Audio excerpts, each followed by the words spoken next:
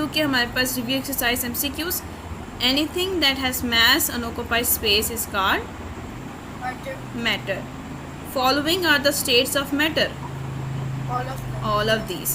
Macroscopic properties are properties that can be visualized by. नहीं देखिए, macro की बात हो रही है ना. माइक्रो होता है छोटा, मैक्रो होता है बड़ा. तो मैक्रो की जो प्रॉपर्टी नेकेड आई, बिल्कुल नेकेड आई. आगे जी नेक्स्ट आ जाता है matter can be described by both. Matter क्या हमें क्या क्या चीज़ें डिस्क्राइब करता है? Physical properties, chemical properties, physical properties और केमिकल प्रॉपर्टीज़. इसमें तो मुझे लगता है ऑप्शन दे ही दिया. तो matter can be describe by both it's, मतलब उसने खुद ही बोल दिया वो दोनों चीज़ें डिस्क्राइब करता, तो इसका ए ऑप्शन है. ठीक है, आगे चलते हैं. A substance formed when two or more different combine chemically.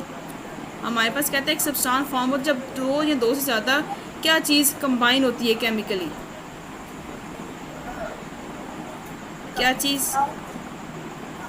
Atom, compound, element और सॉल्यूशन. ये कंफर्म करें ना, ऐसे तो नहीं बोले. ये बताया था मैंने आपको. एटम, कंपाउंड और एलिमेंट और सॉल्यूशन. सब्सटेंस, एक सब्सटेंस का बनता है जब दो या दो से ज़्यादा क्या चीज़ मिलती है? एटम्स कैसे हो सकते हैं? Through the second chapter short question answer, first 4 question answers. Can you write the formula of carbon dioxide that we exhale. जो हम लोग कार्बन डाइऑक्साइड एक्सेल करते हैं उसका फार्मूला हमने लिखना है. तो वो कुछ इस तरीके से है. कार्बन डाइऑक्साइड जो है is a compound. It consist of 1 carbon atom and 2 oxygen atom. It's formula is CO2. तो ये इसका क्या है हमारे पास? फार्मूला. ठीक हो गया. नेक्स्ट क्वेश्चन उन्होंने पूछा है जी define element, compound and mixture. Element, the simplest form of matter made up of the same type of atoms having same atomic number. Compound किसे कहते हैं? Compound is a substance made up of 2 or more elements chemically combined. Mixture, it is a substance form when 2 or more substances physically combined. तो ये इनकी बहुत basic एक ही line की definition है. अगला क्वेश्चन आ जाता है जी differentiate between compound and mixture. इनका जब भी आपके पास केमिस्ट्री में किसी भी साइंस के सब्जेक्ट में आपके सामने क्वेश्चन पूछा जाए ना डिफरेंस बिटवीन, तो डिफरेंस बिटवीन को हमेशा इस तरीके से रिप्रेजेंट किया जाता है. ठीक है, डिफरेंस वाले क्वेश्चंस को हमेशा ऐसे लिखना है आपने, बोर्ड के लिए भी, क्लास में होने वाले टेस्ट वाले भी. अगर शॉर्ट में है तो 3 आपके पास मैक्सिमम इनके डिफरेंस होना चाहिए और एक उनकी एग्जाम्पल होनी चाहिए. अगर लॉन्ग है तो लॉन्ग में मैक्सिमम 6 उनके डिफरेंस आपको आने चाहिए. ठीक है. Compound, it is form by a chemical combination of atoms and elements. Mixture is form by this simple mixing of the substances. The components can not be separated by physical means. The components can be separated by physical means. Compounds have homogeneous composition. Mixture have homogeneous or heterogeneous composition. The compound has a sharp and fixed melting point. The mixture does not have a sharp and fixed melting point. इसकी example क्या है? Water. और इसकी example क्या है? Mixture of air. Mixture is air.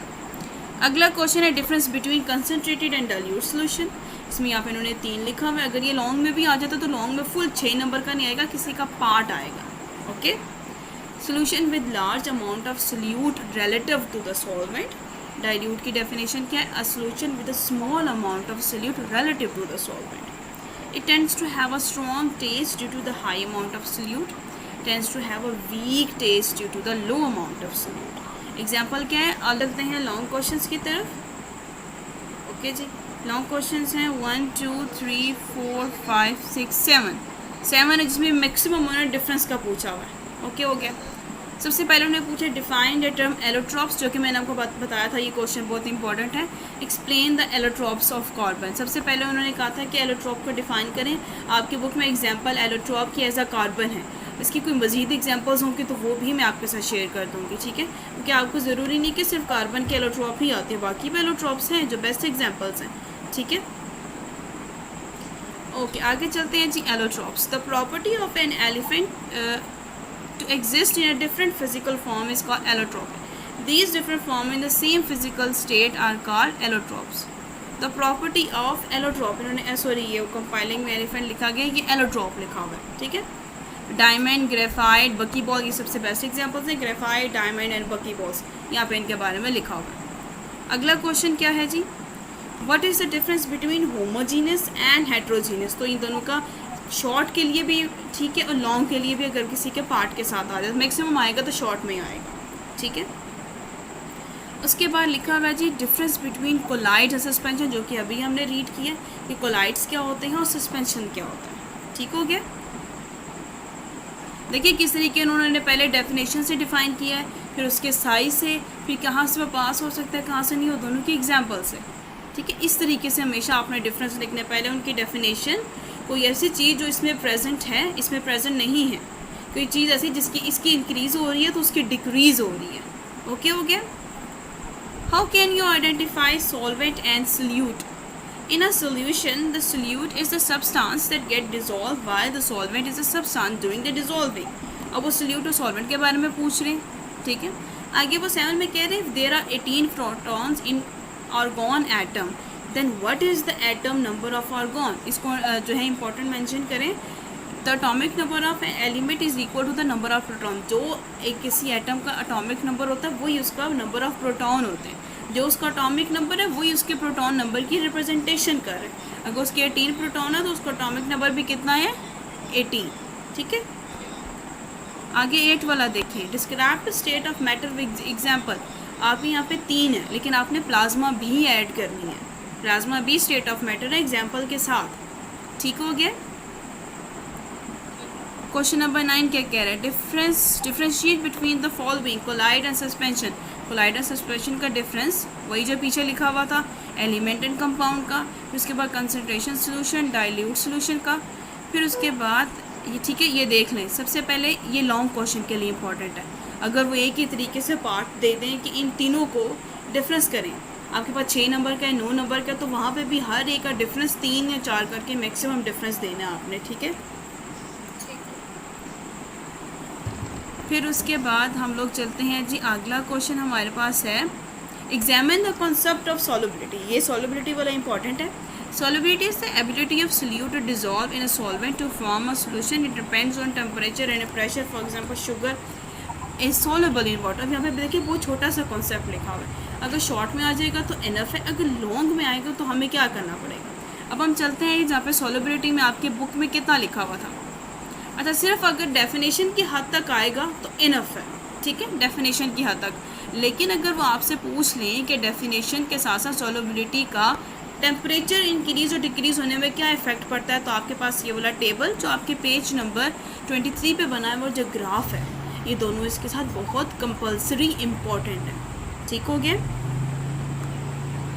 Think tank लिखा हुआ है जी उसी क्वेश्चन आंसर के नीचे, why is a solution considered a mixture.